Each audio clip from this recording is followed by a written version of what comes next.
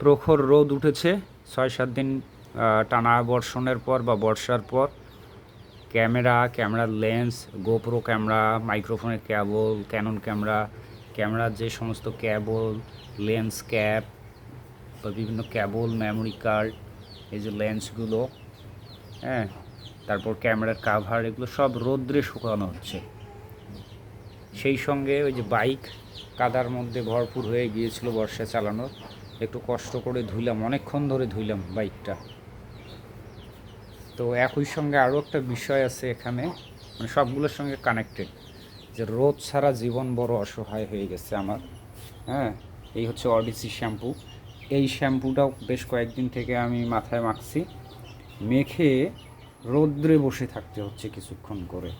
এর অন্যতম কারণ, আমার মাথায় নাকি এক ধরনের একটা রোগ হয়েছে, এটাকে কেউ অ্যালার্জি বলছে, আবার কেউ বলছে যে এটা ফাঙ্গাল বা ফাঙ্গাস বা এই টাইপ কিছু একটা সংক্রামক, যার কারণে মাথার মধ্যে প্রচুর খুশকি জমাচ্ছে বা মাঝে মধ্যে একটু চুলকানি হচ্ছে। তো ক্যামেরার জন্য কিন্তু অলরেডি প্রতিরোধের জন্য বা যেটা প্রতিকার পাওয়ার আগে থেকেই ব্যবস্থা রাখা হয়েছে। এই জিনিসগুলো যারা চেনেন না তাদের দেখাই, এগুলোর নাম হচ্ছে সিলিকা জেল। এটা একটা রাসায়নিক পদার্থ। এই সিলিকা জেলের কাজ কি? সিলিকা জেলের কাজ হচ্ছে বায়ুতে আর্দ্রতার পরিমাণ কমিয়ে ফেলা, শুষে নেয় আর কি, রাসায়নিক বিক্রিয়ার মাধ্যমে। ফলে এখানে কোনো ছত্রাক বা ফাঙ্গাস টাইপ কোনো কিছু হওয়ার সম্ভাবনা থাকে না। ঠিক আছে, এটা বিশেষ করে লেন্সের যে লেন্স, যেহেতু এটা সেন্সিটিভ জিনিস, এগুলোতে স্বাভাবিকভাবে একটু আর্দ্রতা বেশি পাইলে, বিশেষ করে বর্ষার সিজনে ফাঙ্গাস ধরার জন্য অন্যতম সময় আর কি। হ্যাঁ, তো যদিও আমি যতদিন থেকে ক্যামেরা ব্যবহার করি ততদিন থেকে অগ্রিম আমি এই সিলিকা জেলগুলো ব্যাগে রেখে দিই। তারপরে মনে হয়েছে যে বর্ষার মধ্যে একদিন একটা ফটোশ্যুট বা ভিডিও শ্যুট করতে গিয়েছিলাম, বৃষ্টির ফোঁটা, পানি টানি এগুলো থাকতে পারে, এই কারণে রিস্ক না নিয়ে তথাপি এই যে জিনিসগুলো রৌদ্রে একটু শুকাচ্ছি এবং বাইকও শুকাচ্ছি। হ্যাঁ, তো বিষয়টা হচ্ছে যে আমার মাথায় যে কেসটা, সেটার জন্য তো আমার সাবান ব্যবহার একেবারেই নিষিদ্ধ হয়ে গিয়েছে। বেশ কিছুদিন থেকে সাবান ব্যবহার করছি না। তো একটা জিনিস খুবই এখন মানে কমন দাঁড়াচ্ছে সবগুলোর জন্যে, যে রোদ ছাড়া জীবন যেন অসহায়। হ্যাঁ, রোদ লাগবেই।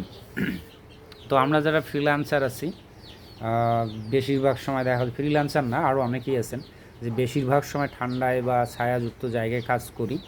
আর এই কারণে যেটা হয়, রৌদ্রে যাওয়া একদমই হয়ে ওঠে না, রৌদ্রের সঙ্গে তেমন সম্পর্কই নেই। এর ফলে এই ধরনের সমস্যাগুলো হতে পারে। হ্যাঁ, আমার মাথায় যেগুলো হয়েছে। তো আমি স্বাভাবিকভাবেই মাঝে মধ্যে যদি এখন একটু গাড়ি নিয়ে বের হই, স্বাভাবিকভাবে আমার সহধর্মিণী আমাকে বলে যে রৌদ্রে যাইও না, রোদ তো সহ্য করতে পাও না, রোদ কমুক। তো এখন দেখছি যে রোদ ছাড়া কোনো উপায় নাই, মাঝে মধ্যে রোদে যাইতে হবে এবং বাধ্য হয়ে এখন কিন্তু রোদ্রে বসে আছি শ্যাম্পু মেখে। স্পেশাল শ্যাম্পু কিন্তু এটা ওডিসি, আমি মার্কেটিং করছি না, আমাকে সাজেস্ট করেছে ডক্টর। তো যার কারণে ওটা মেখে আমি রোদ্রে কিছুক্ষণ বসে আছি।